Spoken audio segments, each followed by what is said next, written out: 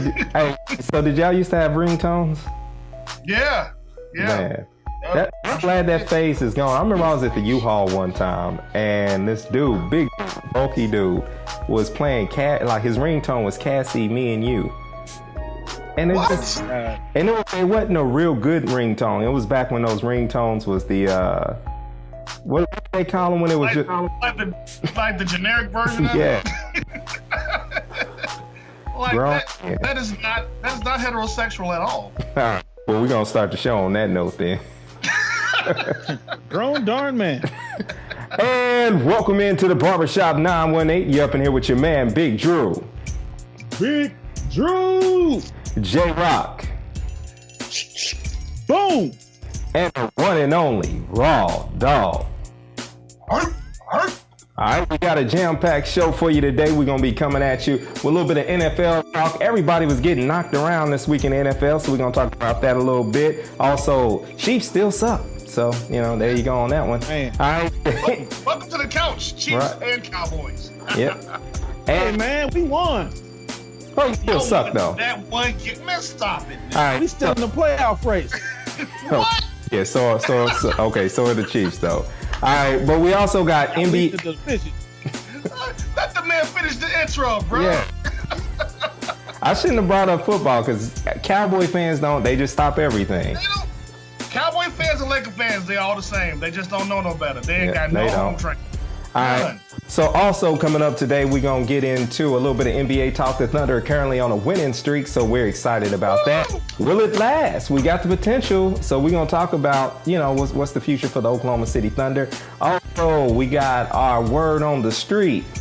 Word on the street. It's that sweet one. In that segment, we like to give you the box office news as well. What's going on with music and television. Of course, we got our world famous Final Cut, and you gotta keep it right here and let everybody know and share this post and however you seeing it, because we're gonna get into a good hood topic about all the different sexual allegations and misconduct that's been going on and what's gonna happen. Are we gonna just have a bunch of cases like R. Kelly and like Bill Cosby? Will it's just die down, or will we actually attack the rape culture that we're living? So we'll get into that conversation here in a little bit. As for right now, once again, go ahead and get your vocals ready. It's time for the word on the street. Word on the street. It's the sweet one. I love that. It's the hands. When he gets the hands in it, that's when you know you in for a vocal treat. The Ricky Bobby right there. I can't put him down. All right, Jay. Jay, what you got, man? Oh, no, what's your music news? He always trying to steal your shine. I thought he was saying, okay, my bad. All right, Mr. Me Too, man. Oh, gone it, Jay. All right, the Billboard charts for the week. We have coming in at number 10, a new entry. Fabulous and Jada Kiss, Friday on Elm Street, the Freddie and Jason mixtape. It's hot. Really? Yeah, you guys got to listen to that if you're still into that. Number 3 is The Thrill of It All, Sam Smith. A lot of his music has been played in commercials on network TV. So, he's getting a lot of love right now. I don't want to talk about what's number 1 because nobody is rocking with Taylor Swift. But we had some new releases this week in music. You guys are going to love this. Chingy's Greatest Hits Volume 1 was released this week. What? Oh my God. What? Are you kidding me? It's so much. I've always dreamed of this day. Hey, wasn't Chingy the one that was performing at a chicken shack like a few years ago? Great Country Buffet. Yeah, great. Yeah. It's Great Country Buffet. They're the ones producing it. You gotta stand and O. You gotta stand and O. I mean, you get a stand and O in a chicken joint. You get a stand and O everywhere. And he was stealing cookies from the buffet line. So he was leaving. So the playlist consists of everybody in the club getting tipsy, everybody getting tipsy remix, everybody getting tipsy instrumental. Drew, that's Jaquan. Oh, that's Jaquan. Was it? See, that go to show. I don't even remember who. So let me think of who. Right there. Right there. Oh, see, that's even worse. That's even worse. One call away. So how many? Back. Pulling me back. That one was third. 10 remixes of Right There. That's the only hit Chingy ever had. And He had a reggaeton remix of Right There. And a gospel version with Shirley Caesar. What the heck? Beans, greens, tomatoes. Right There. You said a reggaeton version? But also Miguel, he released a new album, War and Leisure. Who? Miguel. Oh, yo, that one track, that Skywalking track, that's dope. I like it. Yeah, it's a slamming album, so be on the lookout for some kids being born in the month of September and October 2018. And Miguel is the truth, but I like Miguel. He'll be about this big, though, but, you know, he's the truth. And that's all the music that I have for this week. Raw Dog. What about that Big Crit, though, man? What about Big Crit? Where he at? He has fallen out of the top 10. Oh, dang. All right. Exactly. You stinking bootleggers. You got a bootleg of right it. now. Hoodoo. Do you, John? No, I ain't bootlegging. I'm streaming legally. I'm paying my $9.99 a month to Apple Music to listen to his album. You gotta get that Spotify. But anyway, yo, the box office champs from last week. Not a whole lot of movement. I'm gonna be honest with you, man. Number 5, Daddy's Home 2. Number 4, Thor Ragnarok, which has been in the top 5 for about 2 or 3 months. Number 3 is still Wonder. Number 2 is Justice League, and number 1 is Coco. It is the exact same lineup as last week. See, I told you there wasn't no movies coming out last week, so they just went and hooked up what was hot. Now, there is an interesting movie that I don't know if I would see it in the theater, but I would probably rent it. It's called The Shape of Water. It's by a guy named Guillermo del Toro. He's done a lot of these kind of fantasy kind of movies. It's got Octavia Spencer in it. It's basically about this monster that kind of looks like the creature from the Black Lagoon that this scientist made. And there's a woman that I guess is hooked up with the scientist, ends up falling in love with the monster. That sounds crazy on paper. I know this, okay? But I saw the preview and somehow they make it work. So yeah. If that's something you want to see, you know, a woman in love with a monster, then, you know, go ahead and see it. It is rated R. So I can imagine why it's rated R. Language. I'm not going to go there. Yeah, the language. language. I'm hoping that's why. So if there's any scenes with the monster and the lady, I'm walking out the theater. There's only so much I can take. But yeah, that's it, man. The box office is pretty much the same. Coco's number 1. The Shape of Water comes out this Friday. But the big movies start coming out next week. all right, I'm That's excited when we'll about see the Star Wars movie that comes out next week. All right, that's something to look forward to, man. Also, I went to go see a documentary called This dude with the cup.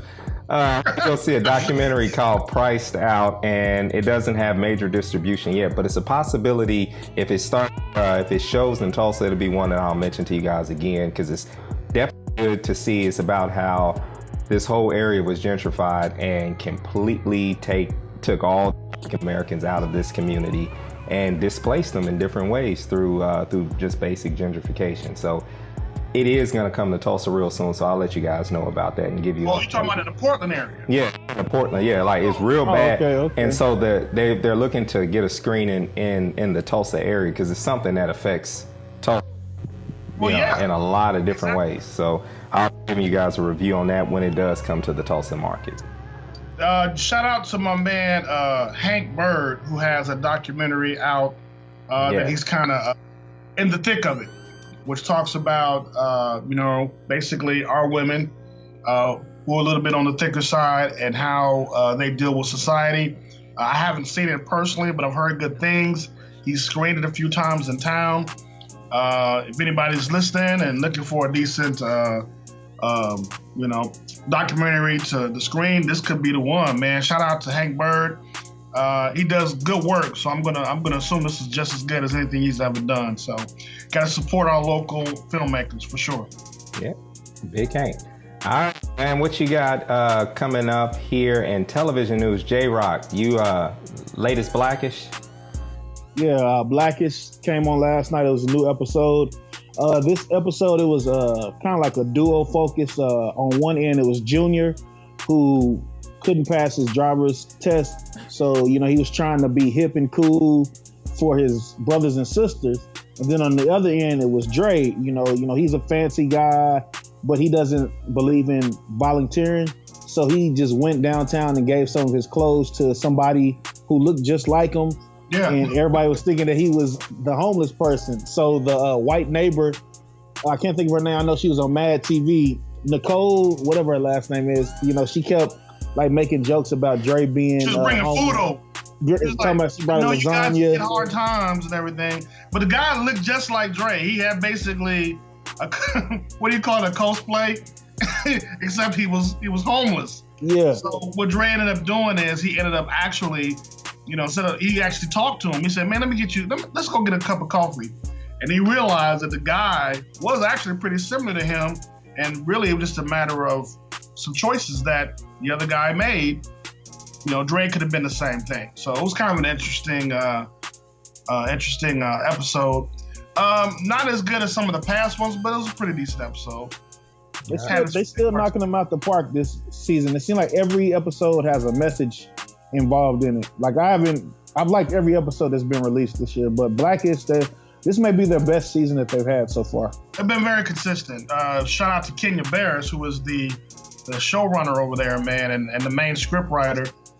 He's putting in work. I mean, what I imagine, he probably has a lot of African American writers, and they just kind of, bounce off ideas of everybody's experiences, and that's why it hits home with a lot of us, because you get a room full of black folks, we're gonna have some very similar experiences. You know what I mean? Yeah. All right. So before we shift out of television reviews, how did Jesse feel about our comments last week regarding his He didn't think it was funny. Yeah, I didn't think he would. He commented on it. He said, "Oh, y'all got jokes." Yeah. I was like, "These are not jokes." But I talked to him. It was a lot of profanity in the conversation. Well, yeah, it's Jesse, so it's gonna be profane. We're just gonna keep going in. Ain't gonna be nothing spiritual about it if Jesse's talking. But that's my guy. Yeah. That's my guy. There was a show that came on A&E Monday called The Secret World of Comics. You missed it, didn't you? I missed it, but I got it set to remind me the next time it comes on. It was awesome because they did a whole hour on Milestone. From the time it began, how it ended, and the relaunch that Reginald Hudlin is backing. So it was interesting to look at the comic book world from our view and how it was tough. Like DC and Marvel, they only had like one quote unquote colored writer. And if another one came and tried to get an interview, they go like, "Well, we already got one." They literally would tell them that, "Yeah, we already got one. We got a colored writer, so yeah, move on down the street." And what's interesting about that is how Stan Lee is now giving this image to the world that it was him that led this civil rights, like this whole thing of like, well, I gotta create these black characters because he said, he felt he had to be involved with the civil rights movement. And the only thing he really did was he did create the Black Panther. Yeah. Okay. Now he did create that, but and he did create Luke Cage, but Luke Cage was kind of at the time was kind of a stereotype. Black Panther he created the Black Panther during the 70s? Yeah. Which was kind of wild. So you got to give him a little bit of credit for that. But I think you're right that he plays too much to that. Like it was just all him. It wasn't all him. You know what I mean? He just said, "Okay, go ahead and write it up." He didn't do it. Somebody else did it. Yeah. See, Jay, when we get to talking about comics, he just checks out. Oh, he checks out. He ain't a blur. He ain't a blur like we are. What are you talking about? I'm going to see Black Panther on Valentine's Day. I've already told my wife that. You have never read the comic book. You don't even know what you're going to see. Yeah. I don't care. It's an all-black cast. And Forrest Whitaker. So that's what we're doing. We're just doing stuff because it's black now, right? Is that what we're doing now? Get me a kufi. a Kindle, and some bean pies, and I'm going to see Black Panther. So what I would suggest you Day. do is, what's the gentleman's name? Hudlin. Reginald Hudlin. Reginald Hudlin. He made a graphic novel just recently about the origin of Black Panther. That gets you up on it. Is a little bit different because if you try to hop into some of the old Black Panthers, you won't be able to just hop in and get. Like hanging up on my wall, I got some of the ones from the 70s, and as I read them, it's like, all right, I got to get back to the original. So go get the graphic novels, and they'll help kind of catch you up with all of them. So you're not going in blind, Jay. You don't even know what it's about, man. You're like, well, what's going on? Yeah, it's a good storyline. You ain't gonna do it though, are you? He's not. Look how he looking. I just noticed you got a picture of us on your wall back there. Yeah, man. You look good on that day, man. We sharp. Sharp, brother. Picture of us. I don't see that, man. It's on my shoulder. So, all right. So moving on to college football. It's time for us to get into the college football conversation, and it's done. It's all said and done. And somehow, you know, Jay is real confident. But if we rewind back to maybe episode 80, it was done. Yeah. It was finished. Yeah. But now all of a sudden, he's like, he's the man. Like, I told y'all, I should have listened. So he's so emotional, man. Yeah. So like I'm gonna let him gather himself about that. But first, you know, we talked about the possibility of Mike Gundy leaving last week, and he decided to stay. And Herm Edwards went ahead and got Arizona State. Do you feel that OSU, Raw Dog, you know, before we get into the main part, as an OSU fan, do you feel like it's time for them to make moves? Like, even because they're not going to make a move on Mike Gundy, but do you feel like what pieces do they need to shore up then? I mean, Mike Gundy is the head. You know what I mean? He's the head of in the snake. He's the head. If you don't cut off the head, the snake is going to do what it's going to do. So, what other moves can we make? I mean, we're limited on recruiting. You know, we don't recruit like the SEC. We don't get them, you know, them grown men like the SEC do.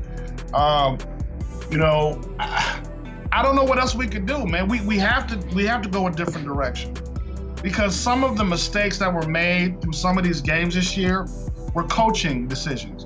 They weren't all just, well, the players didn't, you know, execute. Some of them were just bad coaching calls.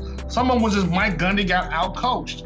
So at some point, if we don't make a move on Gundy, then we need to be okay with being, you know, second fiddle to OU. Yeah. Because more than likely, OU is probably going to win a national championship this year.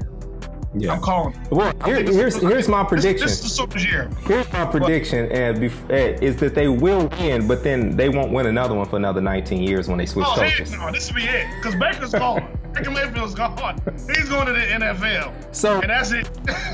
Is Baker Mayfield a lock for the Heisman? Yes. Is his? He's unstoppable. Baker Mayfield is unstoppable, man. Jay, I hate to do that. Jay is an NFL quarterback, though.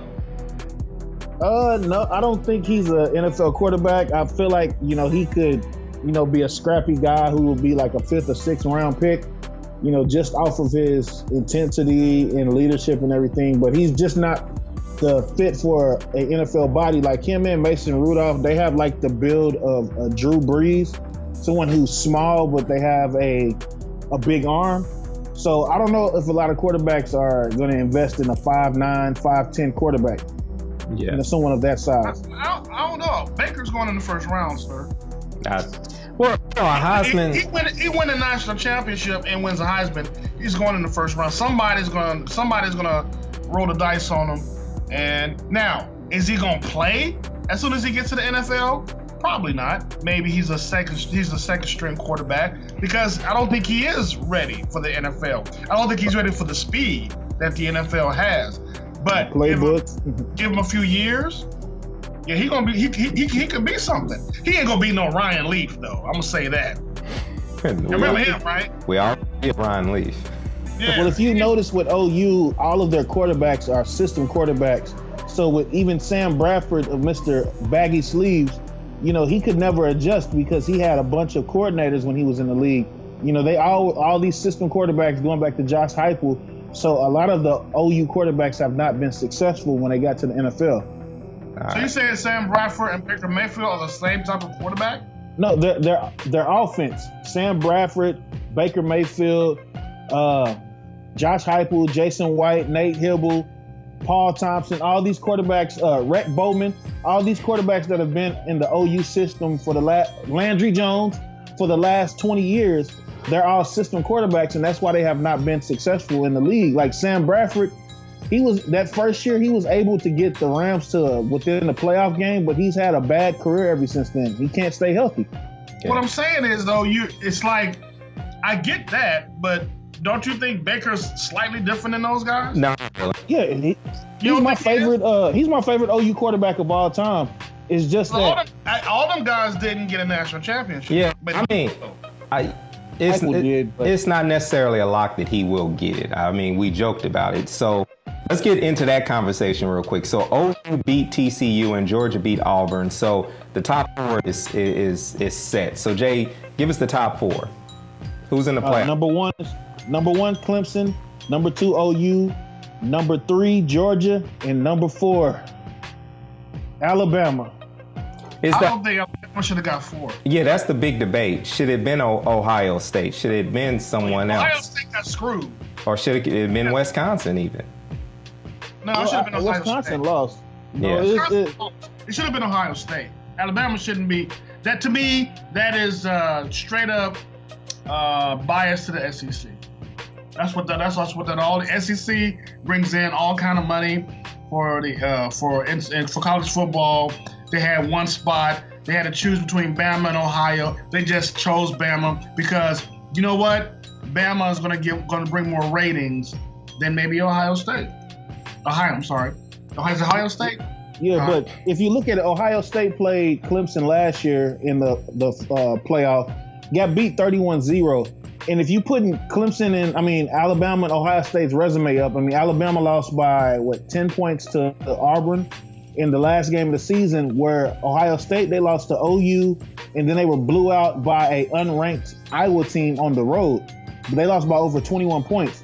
So when you put it up together, even though Ohio State had a stronger strength of schedule, Alabama, they won every game except one on their schedule. And, based off of the ESPN bias, they played in the strong SEC West, where only 2 teams have a top 25 ranking. So that's the reason why they got in. Because everybody thinks you could use any of those variables to put any team in that situation. I still think, like you said, the main thing you said was the SEC bias. There's a bias for the SEC to be in the playoffs because they bring in money. And that's simply what it's all about. I understand the whole putting the schedules together, but you even said it that Ohio State probably had a stronger schedule, right?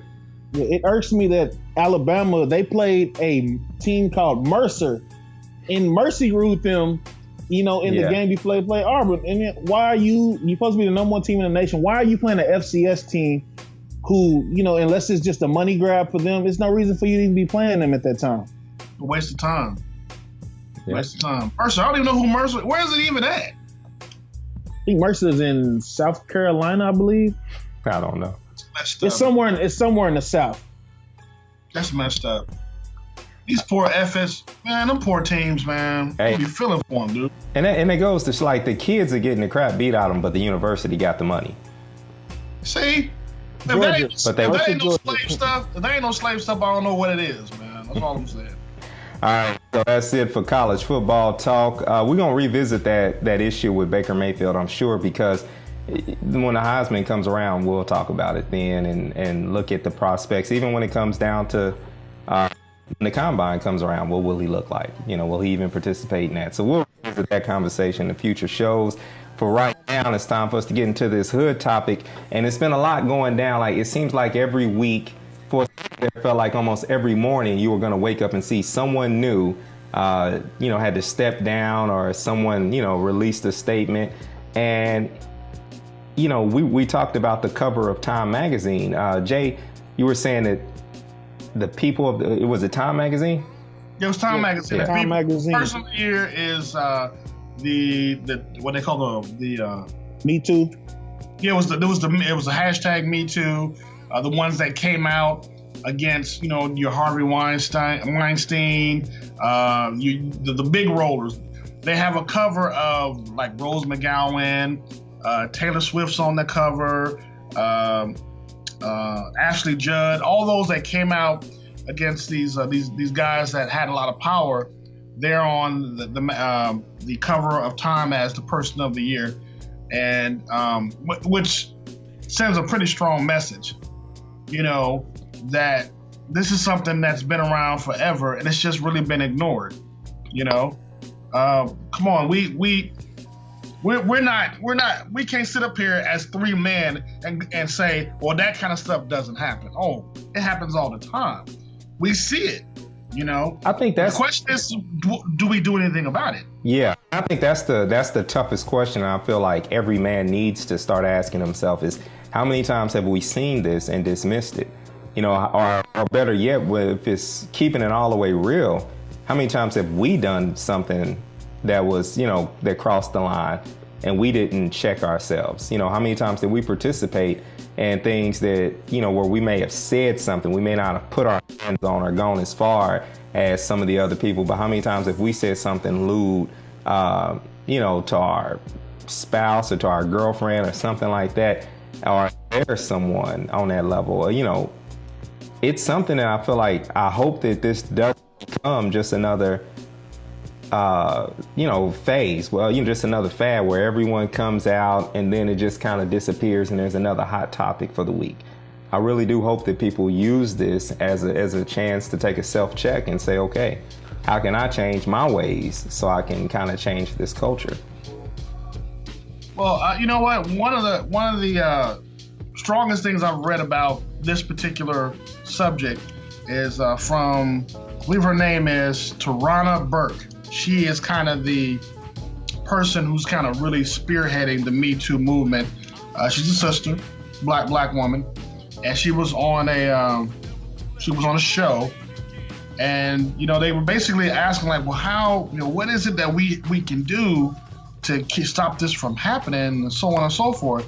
And she said something that was very powerful. She said, men don't have to be trained not to touch their co-workers' private parts, other men's private parts. She used another word for it. You understand what I'm saying? And that made a lot of sense to me. I'm like, well, she's right.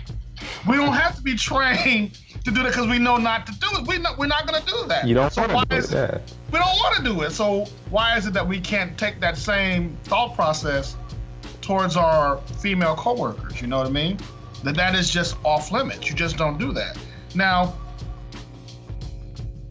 we how do I say this without incriminating myself? Like you said, I think even as a young guy, as young men, we've all been guilty of saying some things that were a little off color around women that we worked with or whatever. But I think as we mature, we know, okay, well, that's not the right thing to do. But if you are in a position of power and no one checks you, then you start to think that that's okay. And it becomes a power thing, you know what I mean? So how does it go from you being a young man and just being stupid and saying dumb things to you being an older gentleman, and now it's progressed to something much, much more crazier? Yeah. I think you hit on something that's real good, is that it's the dismissive nature that we as adults have to our youth. And we tend to let boys be boys, quote unquote. Like we let them make those mistakes that further perpetuates this rape culture. We let them do those things and say, okay, kids, we're proud of our nephew if he's out there playing hide and go get it, or if he says he's got 2 or 3 girlfriends, and that's the type of thing. So I think it comes from like the people like the Jay, like what Jay used to do when he was in the classroom.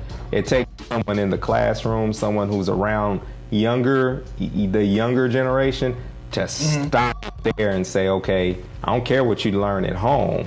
There should be a voice at church somewhere that grabs these little boys and tell them it's wrong.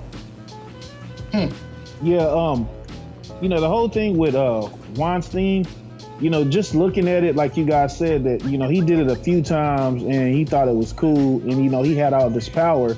And so it got out of hand, to where he felt like he was just so powerful, just like Matt Lauer, was it Charlie Rose, even Russell Simmons, like they felt like they were above, a certain standard in this society that they could just get away with doing things. Like one of my students today, I'm trying to get him into Langston University, and he was telling me today, he like, hey man, if I get to college and the girl don't want to talk to me, I'm gonna straight call her the B word. And so I had to pull him to the side. I was like, so you think that's acceptable that if a woman is not acknowledging you or doesn't give you the time of day that you call her the B word? And so I broke it down. I was like, what if I did it to your mama and sister? He was like, I swing on you. So I'm like, so what makes it different for you to do it instead of me doing it? We supposed to grow up. We supposed to talk to young ladies and be gentlemen. That cat calling and hey sweetie, hey, whoopie whoopie whoop, that goes out the window. It's time to grow up. And in this day and society, even at work, you a grown man. Most jobs, they go through that sexual harassment training, but some people still don't listen to it, and then they wonder why they get fired. You supposed to go to work, be a man, provide for your family. You shouldn't be there, trying to holler at Susan or whatnot and all these women and everything. Let me play devil's advocate for a second, though. What do you say to the consensus that most men think that harassment usually depends on whether the girl likes you or not? That's a confused place. I think because I think that's where you have to, as an adult, you have to graduate to a point where you say, all right, I have boundaries on my flirtation. Like workplace flirtation, it exists. We can't pretend like it doesn't. But there needs to be a boundary that you say, okay, I'm only gonna say or do something up to this point here. And then there's the off the job. There might be a different level of flirtation outside of work or outside, a different, in the right setting. Because people flirting at the club is different than people flirting at work. Yeah, it's different. Yeah. So, there's a pattern of behavior that's acceptable in different areas of life. That doesn't, and that goes on for both men and women. You've got to be able to have boundaries and be able to recognize when and where you assess those, or you place your boundaries. But that's what I hear all the time from men is like, oh man, if she was into me, that wouldn't be considered sexual harassment. That's just me and her flirting, But if to me to just eliminate all confusion, hey man, just don't do that at work, man. That's just not the place for that. You run the risk of someone either not saying that they're misunderstanding what you. Well, they could misunderstand what you say. They could misunderstand your intent. Or you could just be one of those men that's just nasty and you need to get told on. I had a job, and this is me telling on myself, like I had a job where we talked openly about all different subjects. And a young lady referred to herself in one particular way, and then I thought, being dumb, thought I could refer to her the same way she referred to herself. And then, and then all of a sudden it was like, well, Andrew, you can't use that language toward women. And it's like, okay. But she said it. It was like, it didn't matter that she described herself that way. She did, but there was a boundary that she crossed, and then I should have known I can't cross. And I paid, and ultimately I ended up paying a price for that, violation of boundaries. But these men in power, though, who wield this over these women, to me, it's beyond just a flirtation. To me, it is just taking advantage of a situation. It is wielding. It's a power struggle now. Yeah. And so, I know there's a lot of men out there whispering, because they're not gonna say it out loud. If they just whispering like, oh, well, now all these women coming out, now everybody gonna get told on. Now, any woman that come out the woodwork and say anything, you liable to lose your job, whether it's true or not. And that's true. That could happen. That's true right now. So maybe you should just don't do anything at all, so you don't get caught up. Okay? If you don't get caught up, then ain't nobody gonna lie on you. Yeah. It's scary right now, man. Like I think guys need to pay attention to the current atmosphere. Don't don't wait it out and be like, all right, I'm gonna go back to grabbing booty next month when don't nobody care. Like you can't wait it out. You're gonna have to do what's right by the situation and do what you're supposed to do. All right, and we're back. Sorry about that interruption right there. Y'all probably didn't even see it, but we had to take care of some business. That's how I go. You know, we got really good hood topic though. Difficulties. Yeah, it was really, really good hood topic, and we're gonna move on to I'm just gonna say NFL because NFL? It's time for us to break down. It's the quick thing for us to break down, man. We know our team suck. So I'm not even gonna go into why the Chiefs suck. I'm gonna go and say this much about the game. Marcus Peters is now suspended for one game against the Oakland Raiders, and I believe the Chiefs, this is a self-imposed punishment that the Chiefs put out there, and I believe they are sending a message to Marcus Peters that's deeper than anything by suspending him for the Oakland game. With him being a native of Oakland, he always gets amped up for that game. I feel like they're really saying you're partially suspended for sitting down for the national anthem too. That's just my suspicion. I don't think it's just a straight up suspension. I mean, and yes, what he did was an embarrassment by throwing the flag into the stand, but I'm entertained because the Chiefs weren't entertaining me any other time in that fourth quarter. So that was entertaining. Yeah, I laughed hard on that one. And then he came out with no socks. Oh man, it was beautiful. Beautiful. So yeah, that's what's going on with the Kansas City Chiefs. Philadelphia Eagles. They look good, man. They lost. They did lose, but they still look good. Yeah. Carson Wentz he's still an incredible quarterback. Yeah. You know. Now who'd they lose to? It was the Seattle Seahawks. Seattle Seahawks. Yeah. I mean, yeah. If you're gonna lose to a team, lose to the Seahawks. You know what I mean? They're pretty good, but I still think the Eagles are gonna do well in the playoffs. Are they gonna make it to the Super Bowl? Probably not. It may be the Steelers and the Patriots. Yeah. Wait a minute. Yeah, Steelers and Patriots. No, same division. Oh wait, are they in the AFC Championship would be Steelers. Yeah. Steelers and Patriots, and hold on then. Then who do you got? With the Eagles, man. So you really think the Eagles going? So you got Eagles Steelers then? You think? Eagles Patriots. Okay. All right. Yeah. So speaking of the Patriots, shake your head for it, bro. Don't shake your head like that. He can't no, stand. The Eagles are drinking the same thing that Cam Newton and the Carolina Panthers did in 2015. They doing all this dancing and photos and all this stuff. You just mad because the Cowboys. No, they didn't learn from what Carolina did in 2015. All that dabbing and stuff is not going to win you a Super Bowl. Well, hey, Cowboys need to be doing it. At least they can get to the playoffs. Hey, man, we still in this thing, player. We beat the Redskins 38-14. So? We got two more before Zeke come back. We win, we went out, we in. That's all I got to say. Like Mr. Wilson said, we one down, 4 to go. Let's go, baby. Okay. So. Okay. Like I said on episode 4, don't stop believing. Man, you stop believing all the time. Yeah, you do. No, I don't. That was somebody else. That was Muhammad. No, that was you, sir. You always unbelieving. Man, y'all some haters, man. Both of y'all. You emotional, man. Yeah. You emotional, dude. You an emotional fan. That's what you are. Hey, man, don't call me emotional. Don't call me emotional, black man. Call Thomas. Emotional. What's wrong with you? You call Thomas, man. Hey, man, don't put your hand up at me, man. What's wrong call with you? Thomas, bro. Hey, man, watch out. Drew, get him. You better hold him back, Drew. What did Jay-Z say? Now we never met her at all. That's you. Go ahead, Drew. All right. So it's as far as the NFL is concerned, things are starting to pan out really well. In the opening, I mentioned that that the Steelers game was very interesting because a lot of people got knocked around. Outside of the Steelers game, you got Gronkowski, who is suspended for 1 game for a very necessary late hit. That's the move. Yeah, that was pretty. People's elbow. That was a thug move. And so the violence, the sheer violence of the game, that Pittsburgh game especially, you got a man carted off with a spinal injury. You had, Mixon was knocked out, during the game.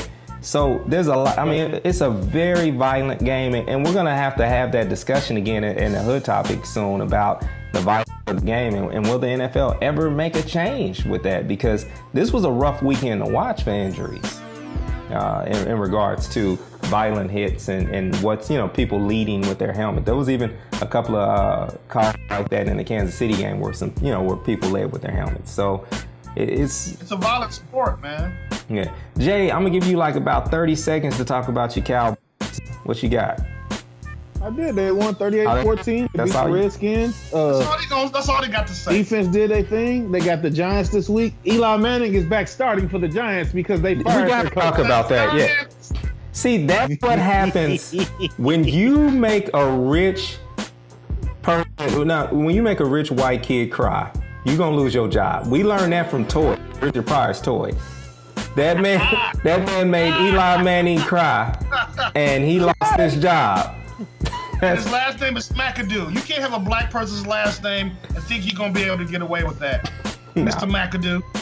Nah, you don't mess with the Mannings. And you made young Manning cry. Like, that's, yeah. He made him cry. It was a wrap after that. I want mama. He was pretty much saying, I want mama. He didn't even wait to get to the car to cry. All right, so we're going to shift on over to the NBA. And in the NBA, the Oklahoma City Thunder are now currently on a 3-game winning streak. One of the games we should have won, I'm not even going to get it. I'm not even going to be petty. But I really feel like that San Antonio game, we really should have played a lot better. But we won. A win's a win. We had a good comeback against the Utah Jazz. Me and Jay were talking about something before the show that I feel like is a possibility. And I really feel like if the Oklahoma City Thunder are really about to turn a corner, we should probably win 8 out of the next 11 games. In all truthfulness, like I really look at it and say we can win 10 out of the next 11. But if we walk away with 8, that's something that says, one, I think it'll put us back in playoff contention because I see the Pelicans are going to be making a slide. And then you also have other teams, Portland's kind of sliding also. And so I think if we can win 8 out of the next 10, it's an easy schedule. We got Brooklyn mixed up in there, teams that we should dominate. So, but that's the problem we have with this is the teams that we should dominate that we have problems with. Yeah, that's what I'm saying. Like, if we truly have turned the corner, we're gonna beat the teams we should beat. We're gonna, we're gonna play to those matchups. And the way Russ has been playing lately, I do feel as though it's his team again. He's comfortable again. And whether George is slumping or whether Carmelo's slumping, it doesn't matter. Dre is playing lights out, that type of ball that, doesn't make the stat sheet.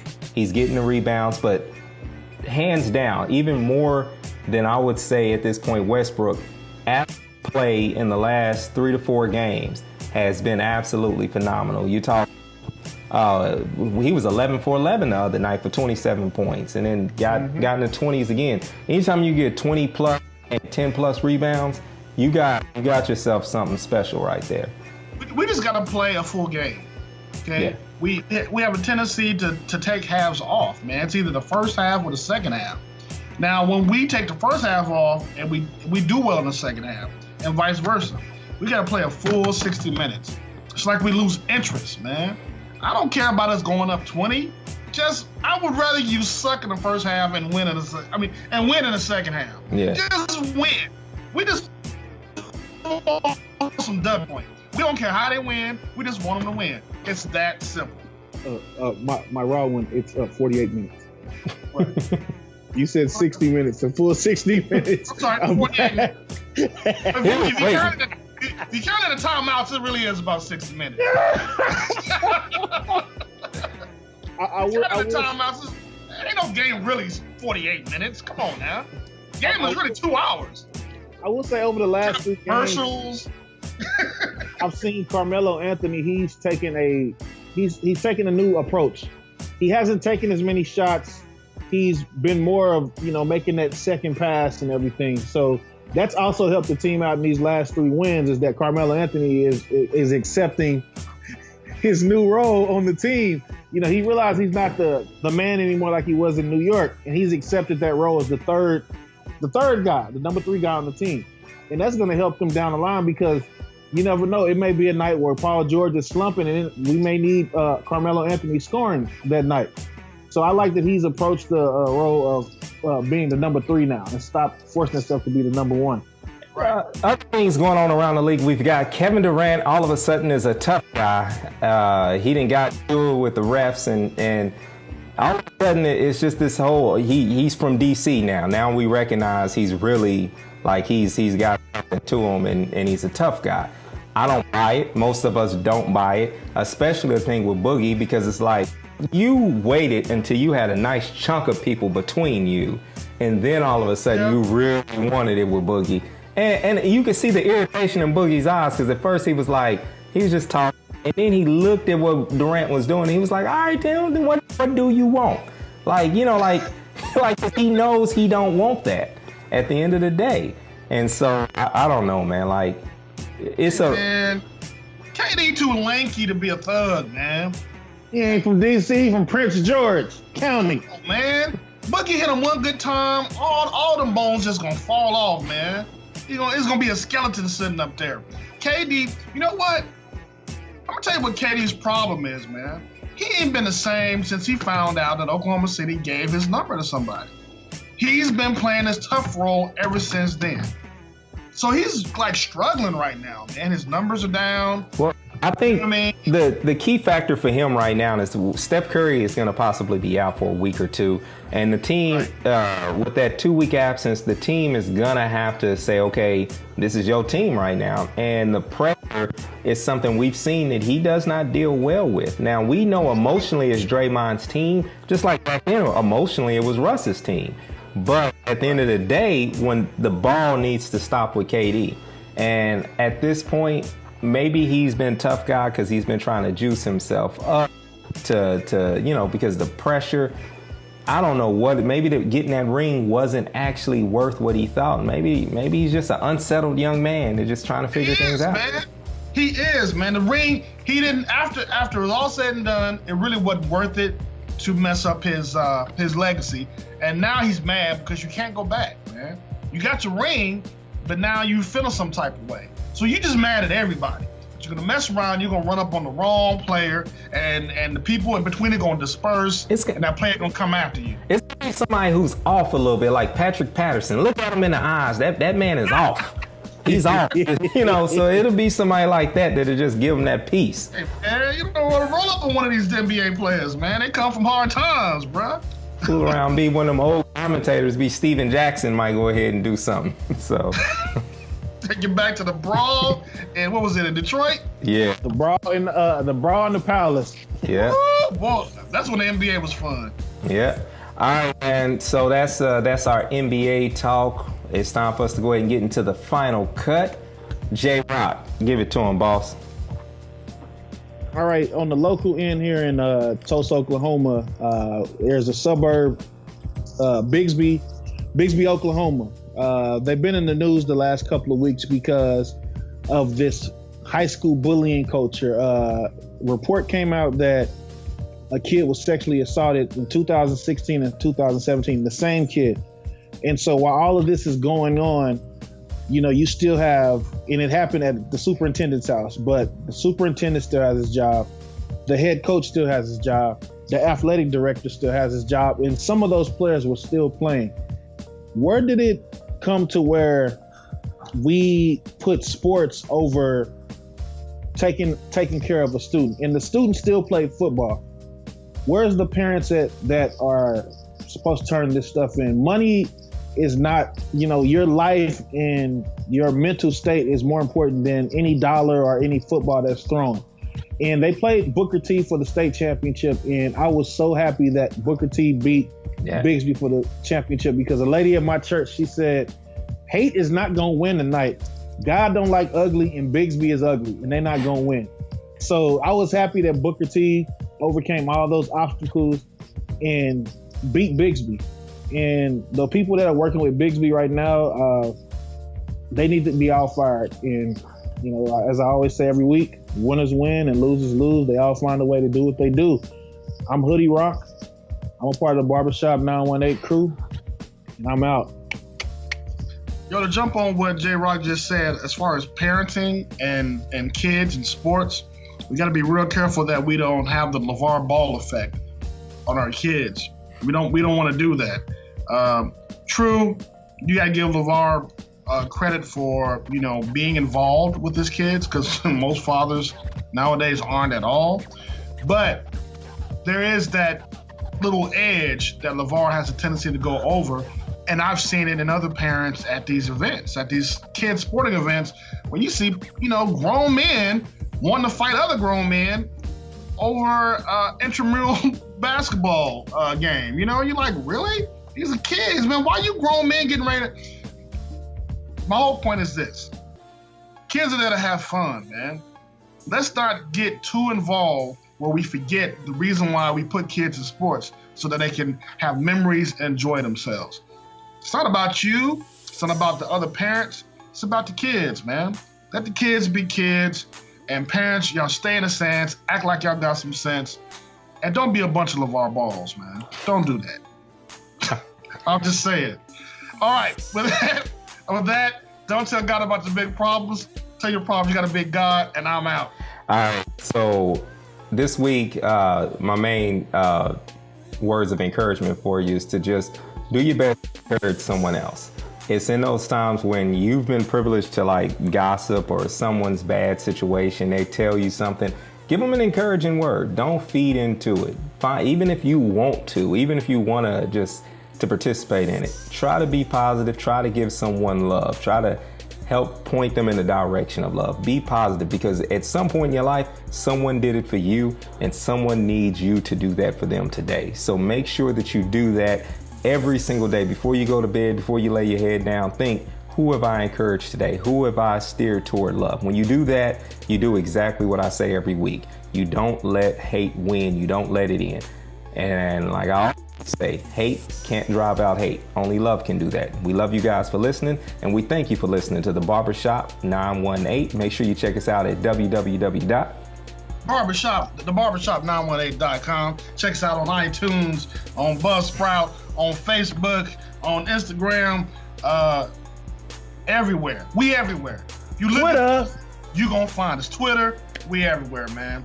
And this is a pretty good show, man. We've been doing this for a little while, so we know what we're doing. And we 2 years. Keeps it real, baby. Barbershop 918. All day, every day. And we out.